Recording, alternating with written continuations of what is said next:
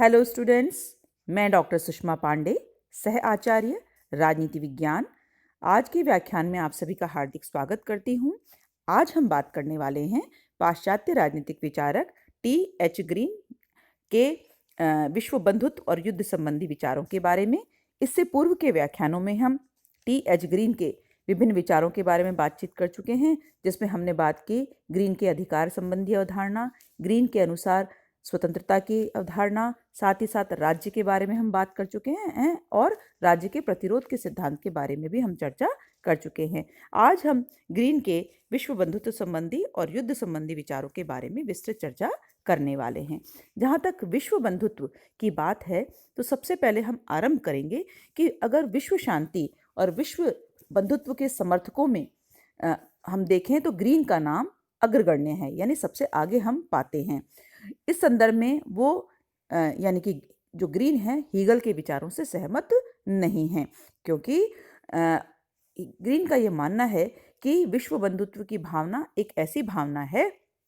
जिससे कि विश्व शांति स्थापित की जा सकती है और विभिन्न राज्यों के परस्पर सामंजस्यपूर्ण संबंध बनाए जा सकते हैं या निर्मित किए जा सकते हैं। साथ ही साथ ग्रीन अपनी इस बात के संदर्भ में तर्क देते हैं, या दूसरे शब्दों में ग्रीन की विश्व शांति एवं विश्व बंधुत्व की जो विचारधारा है वह इस मान्यता पर आधारित है कि प्रत्येक व्यक्ति को जीवन जीने का अधिकार है। यानी ग्रीन जो है विश्व बंधुत्व की भावना को मूल रूप से व्यक्ति के जीवन के अधिकार से जोड़ते हैं और उसी पर आधारित मानते हैं, और यह तर्क देते हैं कि चूंकि प्रत्येक व्यक्ति को जीवन जीने का अधिकार है, तो साथ ही साथ नैतिक विकास की एक आवश्यक शर्त के रूप में जीवन के अधिकार की प्राप्ति होना भी जरूरी है। तो इस तरह से विश्व बंधुत्व की जो विचारधारा है व्यक्ति के जीवन के अधिकार से जुड़ी हुई है, और नैतिक विकास की एक आवश्यक शर्त के रूप में ग्रीन जो है वो जीवन के अधिकार को पाना एक अनिवार्य एक शर्त मानते हैं, क्योंकि जीवित रहने पर ही व्यक्ति विकास की ओर उन्मुख हो सकता है, या व्यक्ति विकास की बात कर सकता है, या विकास की दृष्टि से वह आगे की ओर बढ़ सकता है। तो इस तरह से ग्रीन जो हैं वो ये मानते हैं कि विश्व बंधुत्व की भावना जो है वो मूल रूप में उसके माध्यम से विश्व शांति की स्थापना भी की जा सकती है और विभिन्न राष्ट्रों के आपसी सामंजस्यपूर्ण संबंध भी बनाए जा सकते हैं। लेकिन इसका जो मूल आधार है वो कहीं ना कहीं प्रत्येक व्यक्ति के जीवन के अधिकार से जुड़ा है, और व्यक्ति के नैतिक विकास की एक आवश्यक शर्त के रूप में वो ये मानते हैं कि अगर व्यक्ति जीवित रहता है तभी विकास की बात हो सकती है। अब हम बात करेंगे कि युद्ध के बारे में ग्रीन का क्या तर्क है। तो जहाँ तक युद्ध का प्रश्न है, तो ग्रीन जो है अर्थ की दृष्टि से अगर देखें या उसके सामान्य अभिप्राय की अगर हम बात करें, तो ग्रीन ये कहते हैं कि युद्ध जो है वो किसी भी दृष्टि से सही नहीं है। वह युद्ध को मनुष्य के जीवन के अधिकार को छीनने वाला निःशंस हत्याकांड बताकर उसकी निरर्थकता को घोषित करते हैं और अनुचित मानते हैं। यानी ग्रीन ये मानते हैं कि जो युद्ध होता है वो एक ऐसा हत्याकांड है जो व्यक्ति के जीवन को समाप्त कर देता है, इसलिए वो बिल्कुल खराब है, यानी बिल्कुल हमारे लिए बेकार है, निरर्थक है, और साथ ही साथ उसको वो अनुचित भी मानते हैं। और दूसरी ओर उनका यह भी कहना है कि जो मानव जाति के कल्याण की उच्च मंशा को लेकर के युद्ध प्रारंभ कभी भी नहीं किए जाते। इसके पीछे उनका तर्क है कि जो युद्ध होते हैं कहीं ना कहीं मनुष्य की या मनुष्य जाति की सामान्य स्वार्थपरता के कारण ही युद्ध की स्थितियों को देखा जा सकता है। या दूसरे शब्दों में ग्रीन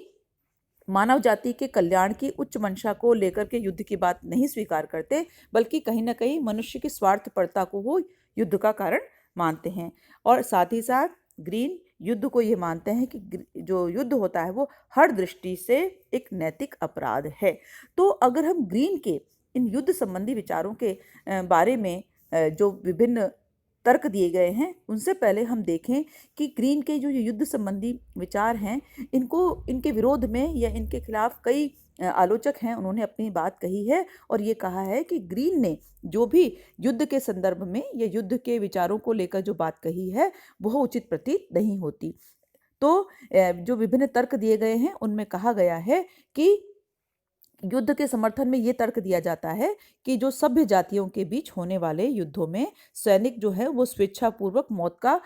जो खतरा स्वीकार करते हैं, इसलिए स्वतंत्र जीवन के अधिकार नहीं है और वह अपने जीवित रहने के अधिकार को चाहे तो कायम रखे और छोड़ दे। और सेना में अगर लोग चाहे तो मन से भर्ती हों या अनिवार्य भर्ती के आधार पर हों, पर राज्य कुछ लोगों पर जीवन का जो खतरा है वो जबरदस्ती बलात् रूप से लादता है, यानी उनको दे देता है। ऐसा युद्ध के संदर्भ में कहा जाता है। लेकिन यहाँ पे इस तर्क का जवाब देते हुए ग्रीन कहते हैं कि युद्ध किसी भी रूप में व्यक्ति के जीवन पर नहीं लादा जा सकता, उसको उस पर आरोपित नहीं किया जा सकता, क्योंकि जानबूझकर युद्ध का जो मतलब होता है कि मानव जीवन का संहार करना। तो अगर कोई व्यक्ति मान लीजिए सेना में भर्ती है या मन से भर्ती हुआ है अनिवार्य भर्ती के आधार पर, लेकिन कहीं ना कहीं उसके जीवन का जो खतरा है मंडराता रहता है, और